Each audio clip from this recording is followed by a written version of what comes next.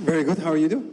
Good. How are you? I'm very good. Thank you. Welcome to Indonesia. I want to take a moment, first of all, on behalf of the millions of football fans in this country, to say that we are absolutely honored and thrilled to have you joining our Timnas Indonesia and for us to be able to introduce you to everyone here today. Fantastic. Thank you very much. And I see this kind of images explaining everything also about my team.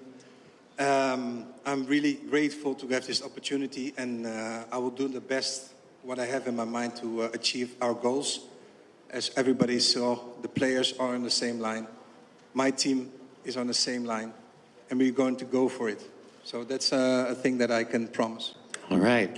We'll get into the X's and O's in a little bit, but first, you came and arrived in Indonesia yesterday. Yes. We saw the images on social media.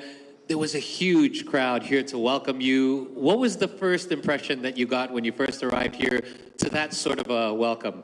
Well, we came out of the airplane, and all of a sudden it was easy with a few people around us to protect us. And we walked around, and when we came towards the exit, there it started. We came out, and all the people came out and jumped towards us. And you know, I love the passion. What I said also in the video, and it dedicates also and to see how the spirit is here in Indonesia. And I'm very grateful to get my philosophy back to the people. Absolutely. So a lot of enthusiastic fans. But luckily, they gave you time to arrive at your hotel. You checked in. Yeah. Had yourself a big meal, I heard, yesterday night? Yes, we had quite a big meal. I love the food, though, so that's no problem. And I can't complain. Okay, we do know that the Dutch culture and Indonesian culture are very much entwined. Probably not your first time having Indonesian food. So no big surprises for you so far. No big surprises. Glad to hear it. So you've been here now this weekend, and let's just get right into it. Congratulations on being here. You're now signed on a 2-year contract with a 2-year option as well to extend. Now, this is obviously an interesting timing of it all. You are coming here in the midst of a third-round battle for us to try to qualify for the World Cup. You mentioned something interesting to me. We met earlier at lunch. Yes. And in regards to looking at 4 years, as opposed to just like 4 to 6 months in the qualification, you said you have more of a 2-phase plan. Yes. I wonder if you could just explain to the reporters and the guests in attendance. Yes, of course. What I just said to you was that we have a 4-year plan, of course, but I build it up in 2 pieces.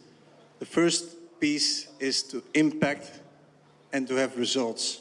Everybody knows that we're playing 4 games, 4 finals, and we want to achieve what we want to achieve. And after that, it's to build and to implement. But first, the most important thing is to have result and impact.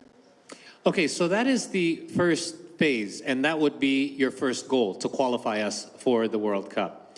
In regards to the qualification and what follows after that, and say that you do achieve this goal, what would be the next phase of your plan? Well, that's what I said. You have to build and implement the way we are going to train, the way we want to achieve the goals that we want to achieve. Also, the under-23 is also very important because in 2 years we play also the Olympics. So there's a lot of things to be done. I'm very committed, and my team is very committed to achieve every goal. And that's the mindset that we need to have all together. Allow me a moment to translate some of the things that I'm saying. Yang saya nanya adalah mengenai kontrak yang Coach Patrick mendapatkan, yaitu 2 tahun dengan opsi untuk perpanjang 2 tahun lagi.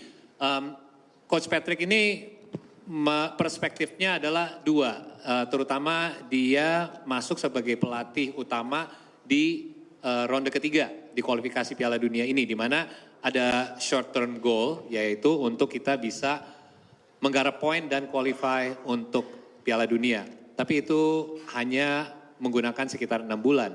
Sementara setelah itu ada implementasi untuk persiapkan tim kita untuk bisa main di Piala Dunianya. Jadi ini sebenarnya ada dua fase, di mana fase pertama adalah meraih kemenangan, meraih poin, di mana kita bisa kualifikasi.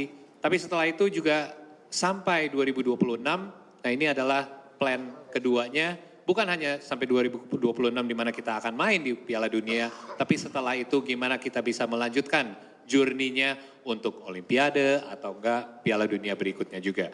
And I think this is an interesting, again, as I said, an interesting timing for you to come in the middle of the fourth round. On the field, we all know that you are no stranger to pressure. You have faced international pressure, club pressure, and you have performed under pressure. In fact, on the sidelines, you've also faced pressure many, many times. But this is an interesting situation where you come into the middle of the fourth round facing Australia away on your first match, then having two home games that are pretty much must-win situations for us, and then our final one away to Japan. This is a very pressure situation, not just for our players, but for you as well. I'd like to know your perspective on how it feels to be in this situation and how you plan on using your experience in handling pressure to be able to help the squad be able to perform under this pressure as we try to qualify for the World Cup. Yeah, I'm a person, I like to have pressure, and under pressure I can really perform quite well. The most important thing is that to transmit it also to the players. And of course, it is an interesting time to come in with 6 points and another 3-4 countries who have 6 points. Australia 7 points, and Japan is quite secure already for qualifying. It is a particular time, but that's football. Football, you want to be with the best. And of course, we need to transmit this to the players, and we will. And for sure, the mindset of the players are on the same level than us. And you see on the video how they want to achieve the goal. And that's the most important thing. Everybody needs to will to achieve this goal. And we need to do it together. And everybody needs to stand behind the team so we can achieve it and everybody's happy. That's the most important thing. Absolutely. Yang saya menanyakan Coach Patrick adalah dengan pengalaman dia yang sering menghadapi tekanan di dalam lapangan ataupun di sideline sebagai pelatih.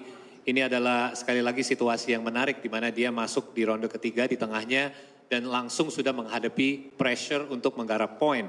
Dan Patrick ini juga mengkonfirmasi bahwa dia tidak takut sama tekanan dan dia akan menerapkan attitude ini dan cara pemikiran ini, mindset ini ke para pemain juga untuk mereka bisa menghadapi ini bersama. Dan itu kuncinya adalah Coach Patrick ingin menghadapi situasi ini, tekanan ini bersama sebagai satu unit di mana ada beberapa match penting ke depan, mereka akan bisa menghadapi sebagai satu tim.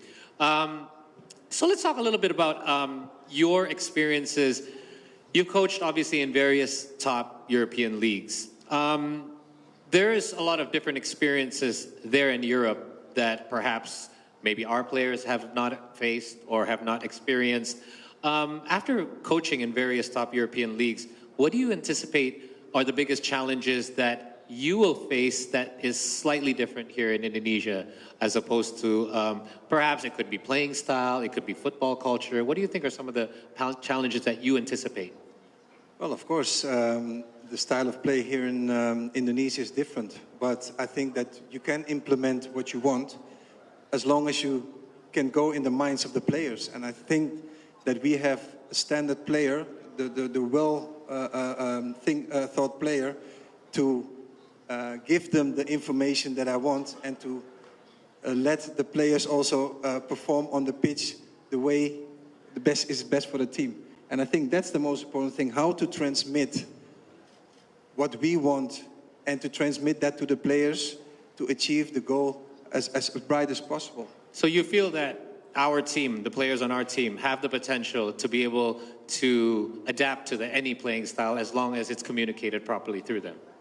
I think so, yes. Oke, jadi yang saya nanya adalah dengan pengalaman Coach Patrick di Eropa, apakah pengalaman ini akan membuat challenge atau tantangan untuk dia melatih tim di Indonesia ataupun lawan tim di Indonesia Dan sepertinya menurut Coach Patrick dari perspektifnya ini tidak akan jadi masalah karena kalau komunikasinya lancar dan pemain mengerti apa bukan hanya Coach Patrick tapi tim pelatihnya yang ingin di lapangan ini akan bisa dieksekusi dengan baik. I want to talk about the local talents. I mean, you obviously have watched our national team through videos. You've seen our performances.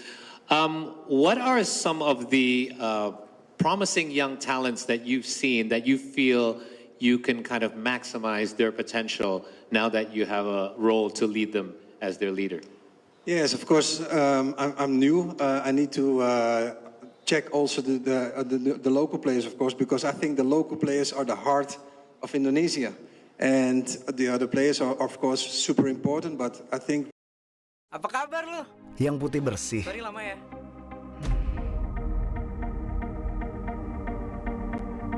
Rasanya kurang sih. Karena apa yang lo lihat nggak ngasih yang lo cari. Rasa. Kalau itu penting buat lo, pilih yang kaya rasa. I'm going to check the local players for sure. If you feel